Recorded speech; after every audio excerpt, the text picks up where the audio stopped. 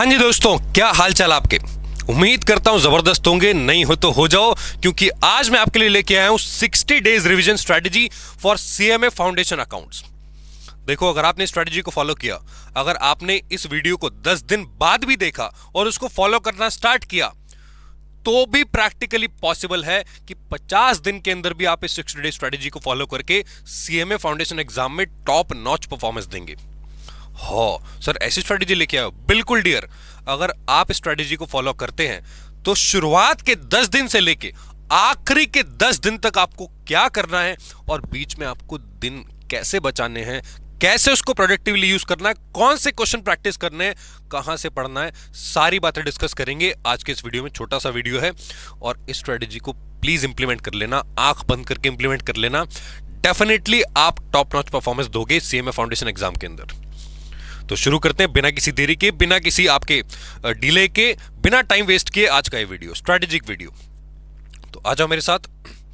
सबसे पहले समझते हैं डियर आपके मॉड्यूल को। आप जानते हो आपका जो सीएमए फाउंडेशन अकाउंट्स का मॉड्यूल है वो 4 मॉड्यूल्स में डिवाइडेड है। मतलब जो स्टडी मटेरियल है उसमें आपके 4 मॉड्यूल्स हैं।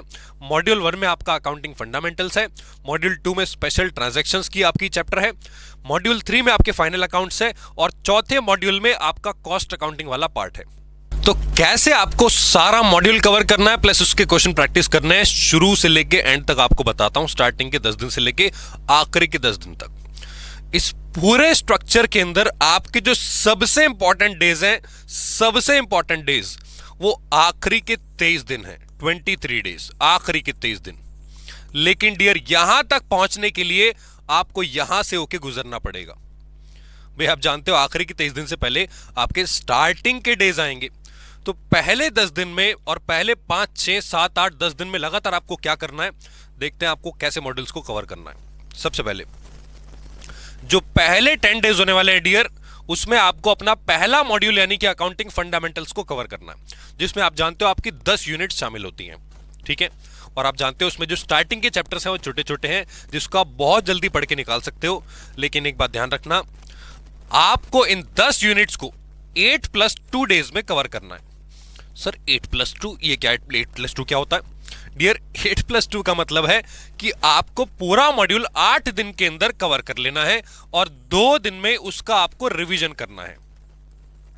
2 दिन में आपको उसका रिवीजन करना है, क्योंकि मॉड्यूल पढ़ने के बाद, प्रैक्टिस क्वेश्चन करने के बाद वो आपको रिटेन तभी रहेगा जब आप उस चैप्टर को रिवाइज कर लोगे।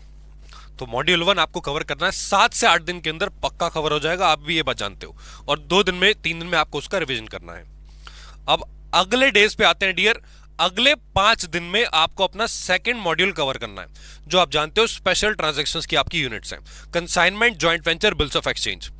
इसमें आप जानते हो आपकी 3 यूनिट शामिल हैं, ये आपको कवर करना है 5 दिन के अंदर। अगेन इसको भी आपको 3+2 डेज में कवर करना है, 3 दिन में चैप्टर खत्म और 2 डेज में आपका रिवीजन। ऐसे मैंने चारों मॉड्यूल्स का आपको डेज दे दिए हैं, यानी कि आपको पूरा मॉड्यूल 1, 2, 3, 4, मॉड्यूल 1, 2, 3, 4, ये जो 4 मॉड्यूल हैं डियर, 4 मॉड्यूल, इन 4 मॉड्यूल्स को आपको 10 + 5 15 और 6 21 और 6 27, 27 डेज में आपको कवर कर लेना है। 27 डेज में आपको पूरा मॉड्यूल कवर कर लेना है। ठीक है, इंक्लूडिंग रिवीजन। अब आप कहोगे हाँ सर मैंने प्रैक्टिस तो करी नहीं। आ रहे हैं ना प्रैक्टिस पे अभी। अगले 10 दिन 13 दिन आपके प्रैक्टिस के लिए शामिल हैं। तो यहां पे डियर मैंने आपको बताया था आखिरी के 23 दिन आपके सबसे ज्यादा इंपॉर्टेंट है। ठीक है, आखिरी के 23 दिन। लेकिन उससे पहले आपके प्रैक्टिस क्वेश्चन के 10 डेज आएंगे। आपने यहां पे मॉड्यूल कवर किया, अब जो 10 दिन बचेंगे, अगले 10 दिन में आपको प्रैक्टिस करनी है क्वेश्चंस की। सर कितने क्वेश्चंस प्रैक्टिस करने हैं? कुछ नहीं, बस 864। हाँ सर इतने क्वेश्चंस तो मॉड्यूल में है ही नहीं, हमने देखा था, आप पागल बना रहे हो। लल्लू लाल, ये 864 के आगे देखो मैंने क्या लगा रखा है, सितारा, स्टार। तो ये 864 क्वेश्चन कहां से आएंगे, ये सारी बातें मैं आपको बताऊंगा बस 2 मिनट के अंदर। पहले मुझे आपको पूरे 60 दिन का एक रोड मैप देने दो, उसके बाद मैं आपको बताऊंगा ये 864 प्रैक्टिस क्वेश्चंस कहां से आएंगे, क्योंकि मॉड्यूल में इतने क्वेश्चंस नहीं हैं। कितने क्वेश्चंस हैं? 500 समथिंग क्वेश्चन है मॉड्यूल के अंदर, लेकिन मैं आपको कह रहा हूं आपको 864 क्वेश्चन की प्रैक्टिस करनी है। हर दिन आपको एटलीस्ट 85 क्वेश्चन पर डे करने हैं, ठीक है? तब जाके आप इन 864 क्वेश्चन को प्रैक्टिस कर पाओगे। 86 कर दो ना, एक क्वेश्चन एक्स्ट्रा करने में क्या जा रहा है? तो 10 दिन के अंदर आपको 864 क्वेश्चंस की प्रैक्टिस करनी है, ठीक है? क्वेश्चन कहां से आएंगे वो बताऊंगा थोड़ी देर में। अब आ जाओ आखिरी के 23 दिन पे। ये आ गए फाइनल आपके 23 डेज। ये भी आपके दो पार्ट्स में डिवाइडेड है।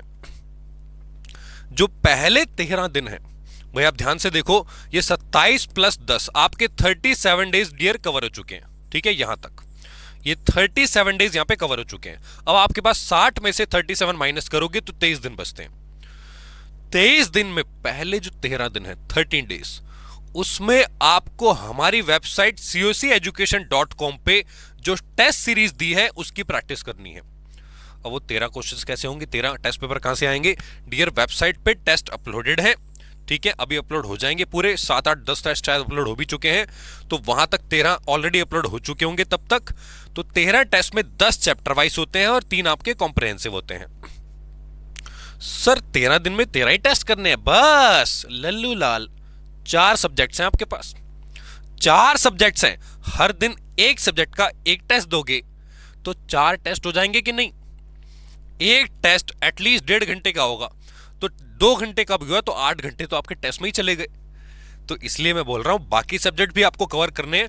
मैंने ये डेज आपको इसलिए बताए हैं कि आप एक दिन में 10 घंटे एक सब्जेक्ट को ना दो, 2-3 घंटे दो, हर सब्जेक्ट को दो, तो आप एटलीस्ट 12 घंटे स्टडीज कर पाएंगे, ठीक है? अदरवाइज कुछ बच्चे ने मेरे को बोलते हैं कि सर ये तो हम 2 दिन में खत्म कर देंगे, मॉड्यूल 1 कर दो, बाकी सब्जेक्ट्स कहां जाएंगे?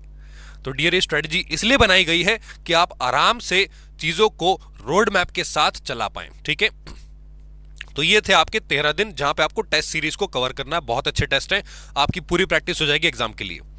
अब आखिरी के 10 दिन में आपको क्या करना है? लास्ट 10 डेज डियर, लास्ट के 10 डेज में आपको वो 864 क्वेश्चन और 13 टेस्ट पेपर्स को रिपीट मोड पे प्रैक्टिस करना है।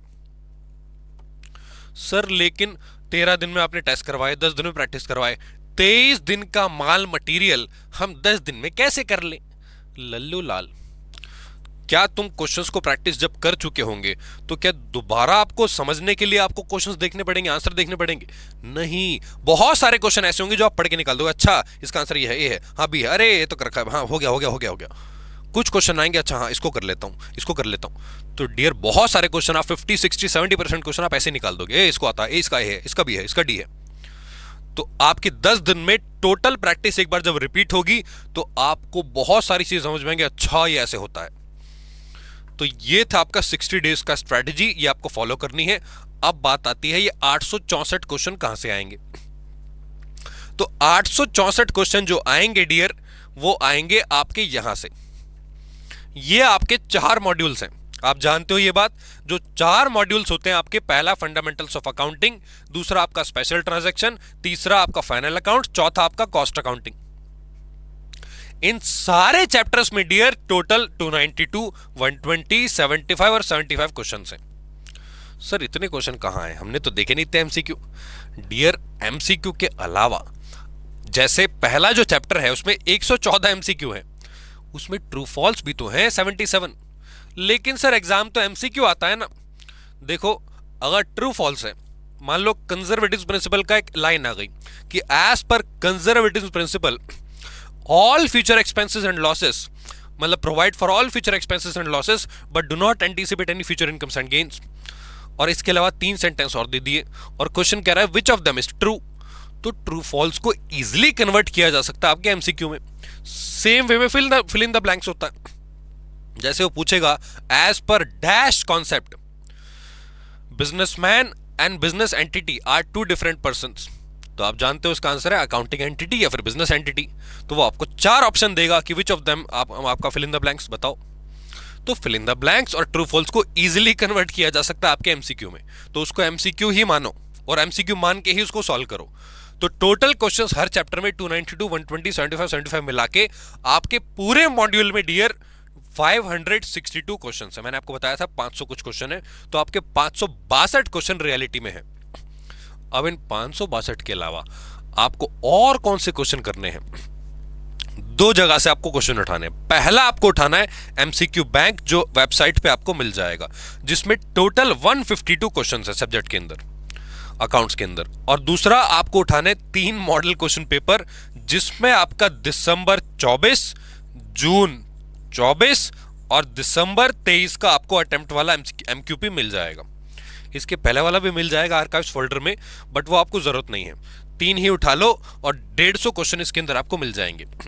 एक राज की बात बताऊं, मॉडल क्वेश्चन पेपर और एमसीक्यू बैंक में बहुत सारे क्वेश्चन ऐसे होंगे जो रिपीट होंगे, जो आप ऑलरेडी मॉडल के क्वेश्चंस में पढ़ चुके होंगे।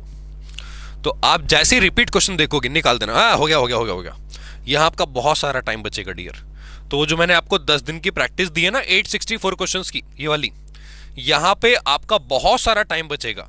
2 से 3 दिन 4 दिन आप बचा सकते हो, क्योंकि बहुत सारे क्वेश्चन रिपीट होते हैं। ठीक है, तो 50 दिन के अंदर भी आप ये स्ट्रेटेजी फॉलो कर सकते हो, और टोटल होते हैं आपके 864 क्वेश्चंस। ये थी आपकी सीएमए फाउंडेशन की फास्ट ट्रैक रिवीजन करने की स्ट्रेटेजी 60 दिन के अंदर। तो thank you very much for watching this video.